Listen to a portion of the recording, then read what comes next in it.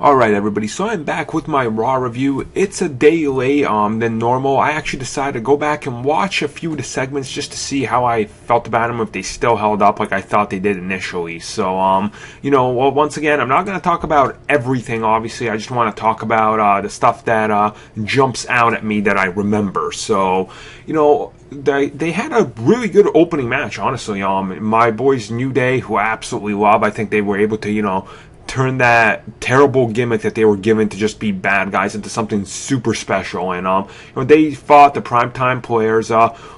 Honestly, this was it was a good match. I mean, I wasn't expecting it to be anything big, special, or amazing, so it delivered what it needed to. I think both teams were definitely playing off each other and off the crowd very well. I still don't know how the crowd reacts to Titus O'Neil. I mean, yeah, they cheer when he does his, bowl or horns thing, whatever the hell that thing is called, but other than that, the crowd seems pretty dead while he's in there, so maybe this is just kind of, I don't know, maybe it's like a trial period for him or something. We'll see how the crowd ends up reacting to him. Next up, we had Sasha Banks take on Paige, and Sasha Banks defeated her. This was a pretty good match again. I think Sasha Banks is really effing amazing. She's going out there every week. She's giving it her best. Give her another year or two, I think she could be the diva, like the top of the food chain. And I don't think there's been one that's really shown as much as she has, and it's such a quick improvement like that since like a decade now. So I mean, she's going out there really owning. Her match at NXT's really showed what she's capable of, and I just can't wait to see more of her. I'm glad they're giving her victories. They're not burying her or nothing, trying to make her seem like she's smaller. There was a Wyatt family on Miz TV. It was an alright segment. I felt a little rushed, but whatever. Match of the night, John Cena versus Sheamus. John Cena won but this was it was like, well, Randy Orton's not here, so let's make John Cena the placeholder. And luckily, the two had really good back and forth. They were working off the crowd. They were selling everything the way you should be selling it. A whole lot of only a few overselling moments, but whatever. There was a Kevin Owens promo that included Ryback, and hats off to Ryback. I mean, he's really trying to cut a promo, like, really fucking hard. He still doesn't have it. He's boring. You can tell he has charisma, but he doesn't have the voice, and he doesn't have the persona. So they're like, all right, can you go out there and try to be The Rock while still being Goldberg? And that's just not gonna work. There was a quick tag match that involved Neville and Lucha Dragons. I don't remember. I think it was Ascension they faced. I don't know what happened. There was Charlotte versus Nikki Bella. Oh, the women's division. Oh,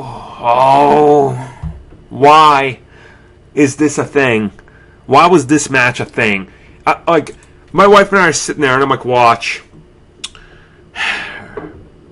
Sister's gonna run in, get pinned, do the boob thing, and that's how the match ends. It was just it was so predictable to the point where you were actually, no, they can't do that again. They can't end the match the same fucking way they've ended it before, like a dozen times. And they do, and it was awful.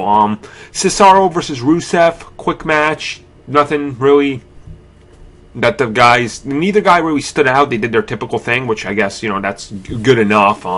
And then the main event, we have Sting for the first time on Raw on the season premiere. Speaking of which, how the fuck do you have a season premiere of Raw? It never stops. But I guess they want to hype it up because, football and all that. So anyway, Sting, who is he going to face? Is he going to face someone new? No, he's going to face the fucking Big Show. And you know why the crowd chants, please retire to Big Show? Because, nothing against the guy. Nothing against him. I think, the Big Show, he can do good. Okay, you go back and watch his old stuff when he first came to WWE. The dude can move around. He can take a move. He can give a choke slam. He could go up top. He could actually do a splash that wasn't shit. Now he's just fucking, it's like a giant blob that you're just waiting to watch a train wreck. So, I go into this and I'm watching, I'm just like, well, it's, and the crowd was annoyed too because fucking it's Big Show. So the match ends in DQ, but they're going to make it a tag match.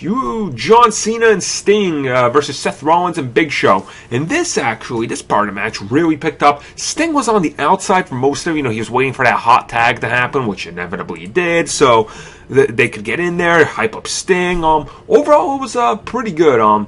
The Raw as a whole, it's iffy. The matches, there was good matches, but the build-up to Night of Champions just didn't feel like it still feels like it's like a throwaway. I don't know how to describe. Like, you watch it and they said, "Oh, Night of Champions is coming." I'm just like, wait, when? What? We're already there now? So I don't know. Overall, it was a decent show, but it just didn't feel like that the stakes were there leading into the pay-per-view. Yeah, I don't know. I'm gonna give this one a 7, just because we got to see like 3 really good matches, especially the Sasha Banks match. But the whole women's division crap, or Divas Revolution, that's a bunch of shit.